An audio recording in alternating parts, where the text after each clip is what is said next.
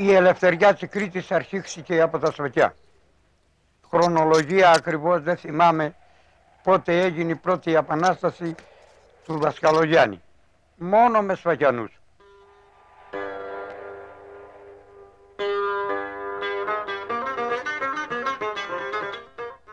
Επειδή του τάσανε οι στρατηγοί οι Ρώσοι, σήκωσε και αυτό τους Σφακιανούς και πήρε κάτω και κατέβηκε στη Μαλάξα και μετά είδα ότι δεν ήρθαν τα παπόρια τα ρουσικά και εποδοθήκανε οι Τούρκους και μαζεύονταν οι Τούρκοι και είδαν ότι δεν μπορούσαν να μυθούν ποθές αλλού παρά μόνο στην Κράπη. Στην Κράπη σταματήσανε, πολεμήσανε και όμως οι Τούρκοι ήταν πολλές χιλιάδες και οι Σφακιανοί λίγοι και από κάμαντον τα Μπονετσιά και φύγανε από εκεί όσοι ήταν ζωντανοί γιατί σκοτωθήκανε πολλοί.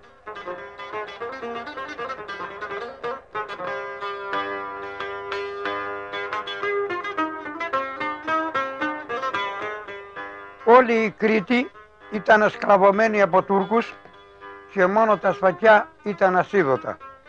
Ούτε πληρώναν τίποτα, τον οπλισμό των νέων που θέλουν να πάνε δεν τους ενόχλησε κανένας. Ήτανε τέτοια τα Σφακιά. Μόνο τα Σφακιά από όλη την Κρήτη.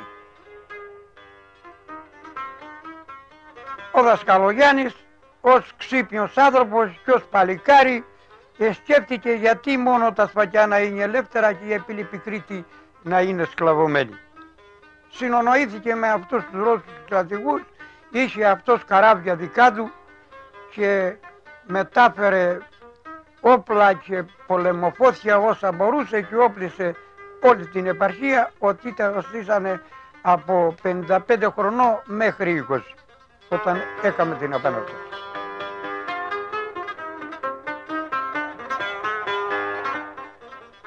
400 χρόνια ήσαμε σκλάβοι η Κρήτη.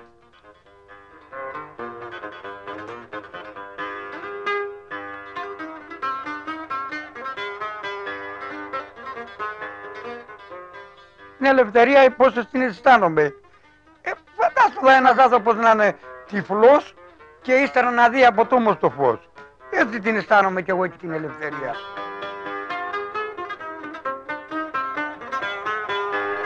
Η ερήμωση των Σφακιών ξεκινά, για να ακριβολογούμε, το 1770, ύστερα από την προδομένη από τους μεγάλους επανάσταση του Δασκαλογιάννη, για να συνεχίσει το κατρακύλισμα και να θρηνούμε σήμερα παράλληλα σε μια ίστατη προσπάθεια ξαναζωντανεμού.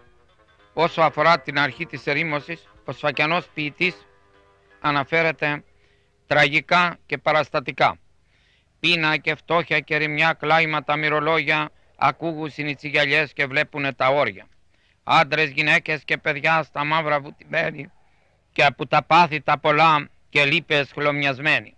Δεν βλέπουν νιούς με τάρματα άσημα κουκλωμένους, ψηλούς και λιγνομέσιδες σαν βιόλες στολισμένους. Να γαϊτανίζουν στο χορό, να λες σημαντινάδες, να ασιούνται να λυγίζονται με τόσες ταπεινάδες. Και γέρους και ασπρομάλιδες να κάθονται στην τάβλα, να τρώσει και να πίνουν ή να τραγουδούν μεγάλα.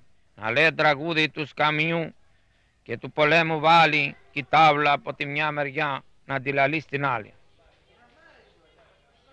Το χωριό το θυμόμαι με 50 οικογένειες. Ο πατέρας μου έλεγε ότι το είχε φτάσει με 80 και τώρα είμαστε 13 σπίτια ακόμα που κατοικούνται και είναι τα 6 με 2 άτομα γερόντους που έχουν φύγει τα παιδιά μας.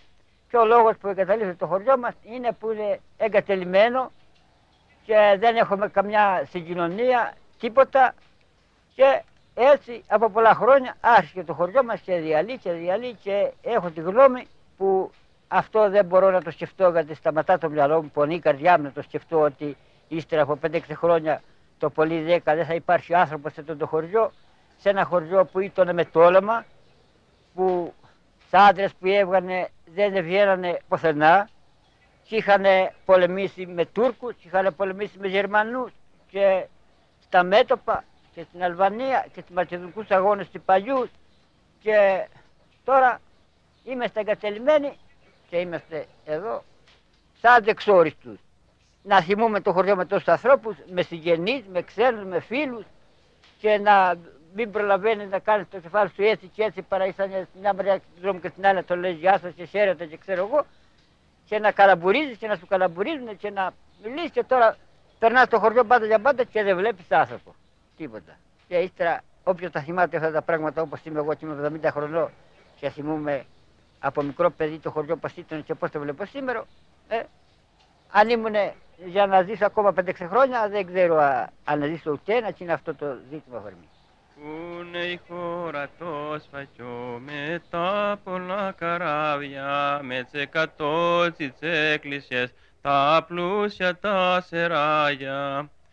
Πού είναι οι άντρες στο σφακιό, οι άξιοι κι αντριωμένοι, σ' όλο τον κόσμο ξάκουστοι, περίσσια τιμημένοι. Όλους εφά ο πόλεμος κι άλλοι ξενιτευτήκα κι εκείνοι που πομείνανε σαν ξωτικοί γυρίζουν κι όρεξη δεν τους κάνει πια σαν πρώτα να γλεντίζουν.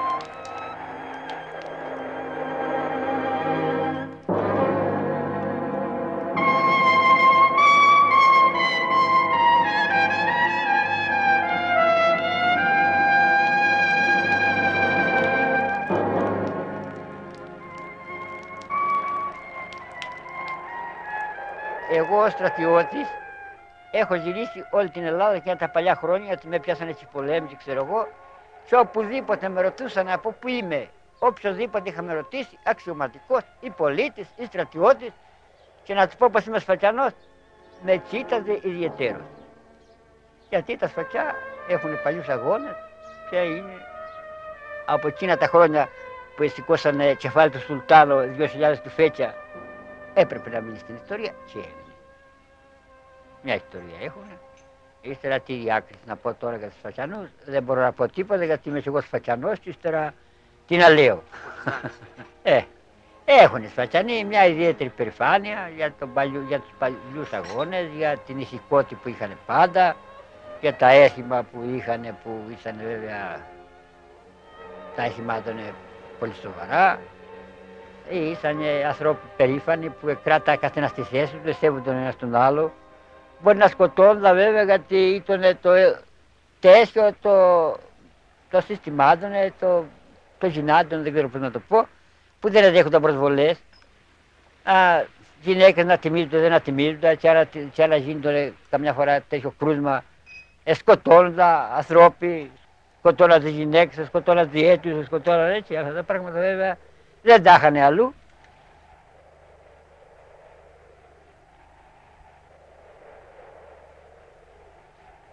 Εδώ να χαμπατευτεί κανείς, από την Πέμπτη, την Κυριακή θα γίνει Στεφάνος, από την Πέμπτη έμπαιναν μπροστά. Να σιάζουν κουλούρια, να σφάζουν κασάπικα, να γλεντίζουν. Το Σαββάτο βράδυ μαζεύονταν οι καλεσμένοι, έξω από το χωριό ήταν οι καλεσμένοι, από διάφορα μέρη.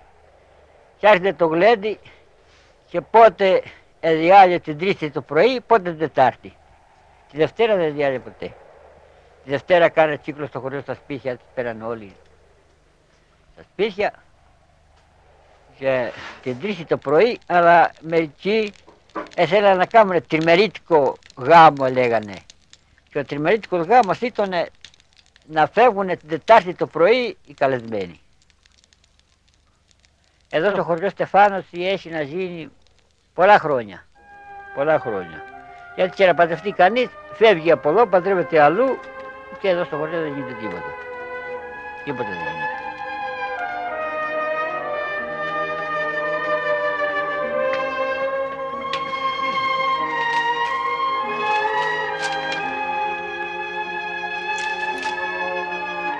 Άμα είναι ανθρώποι, αξιοποιείται και το μέρος. Άμα δεν είναι, ρημάσει. Γιατί, ο κύκλος του χωριού έχουμε ελιές. Απ' έξω ήσανε πολλές ελιές, ρημάξανε. Το μέρος μας δηλαδή, όπου για να φυτέψει ελιά μπορεί να γίνει. Αλλά ποιος να τα κάνει αυτά τα πράγματα. Σικές, αμυγδαλιές, όλα τα δέντρα γίνονται. Εκτός Κίνα βέβαια από τα περβόλια που δεν γίνονται εδώ. Εδώ στο χωριό μια φορά ήσαν αμπέλια, κάθε ένα το κρασί του, την κουγιά την έκανε. Τώρα έχουν ρημάξει και αυτά. Κάτι λίγα είναι, μικρά πράγματα.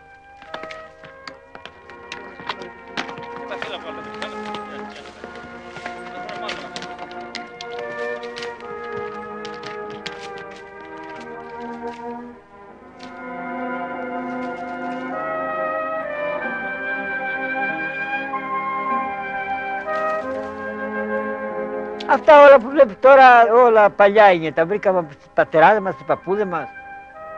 Μας τώρα τα χτίζανε βέβαια. Εκείνης της εποχής τα χτίζανε.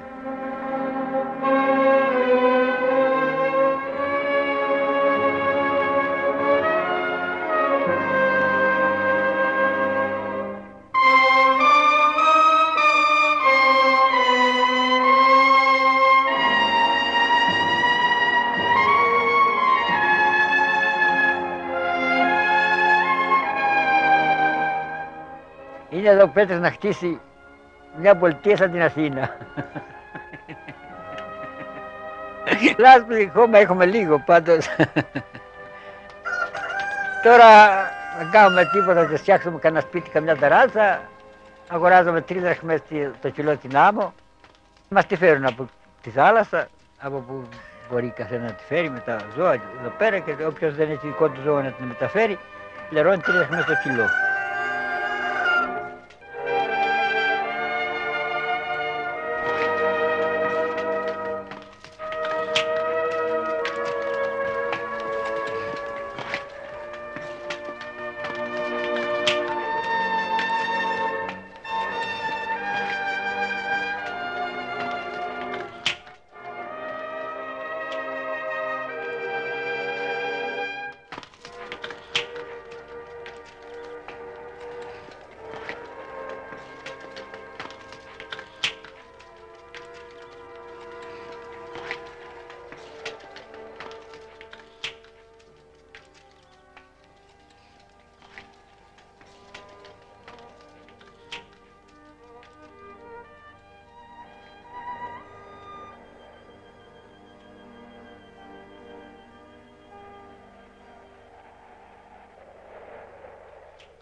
Εδώ μπορούν στην περιφέρεια να ζήσουν 20.000 εγωπρόβατα. Ζούσανε μια φορά 20.000 εγωπρόβατα εκτός ζωοτροφές που είναι τώρα. Τώρα, αναλόγως που είναι το χωριό εγκατελειμμένο βέβαια, είναι ακόμα άνω από 4.000 εγωπρόβατα.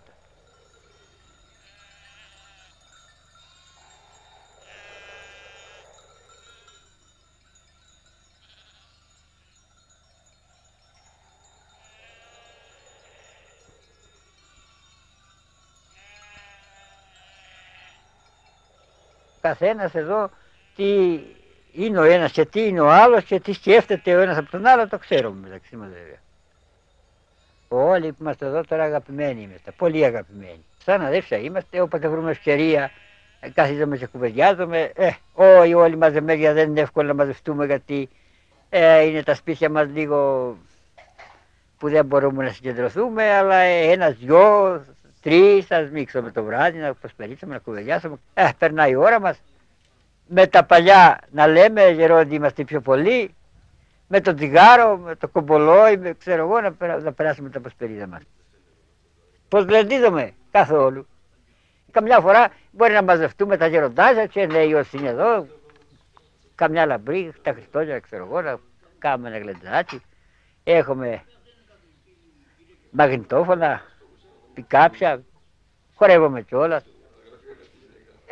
Περνά, τι να κάνεις, τι να κάνεις. Εδώ ο άνθρωπος όλα τα περνά, να μην τυχαίνουνε. Ύστερα όλα τα περνά, όλα τα δύσκολα τα περνά ο άνθρωπος. Άμα έχεις το κουράγιο σου, το ηθικό σου, όλα μπορεί να τα περάσει, να τα αντιμετωπίσεις. Ό,τι και να τύχει του ανθρώπου, τα αντιμετωπίζει άμα σκέφτεται λογικά. Τι να κάνει, το είσαι απόγευμα παρβαίνω. Εδώ σε ένα βουνό μπορεί να βγάλεις μήνες ολόκληρους να είσαι μόνος τελείως. Γιατί το παίρνεις απόφαση και λες στο βουνό είμαι. Εδώ είναι η δουλειά μου, να κάτσω ένα μήνα, να κάτσω 2, να κάτσω 3. Ίσως να είσαι μόνος, δεν σε πειράζει αυτό.